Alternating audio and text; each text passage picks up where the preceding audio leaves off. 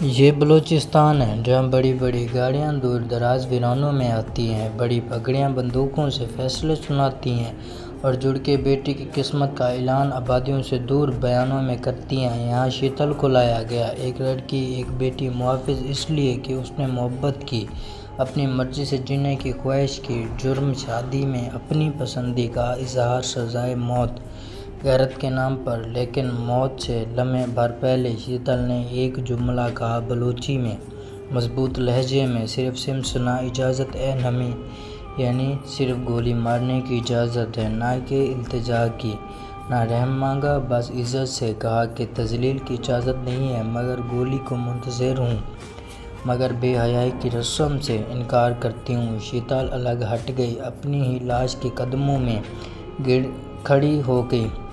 وہ مر گئی مگر ان پگڑیوں، ان بندوقوں، ان روایتوں کو شکست دے گئی جو عورت کی مرضی سے ڈرتی ہے۔ تم سمجھتے ہو تم نے غیرت بچا لی، نہیں شیتل، تمہارے جھوٹے وقار کو بے نقاب کر کے۔ محبت کو کبھی بندوقوں سے خاموش نہیں کرایا جا سکتا، نہ آج، نہ کل، نہ کبھی۔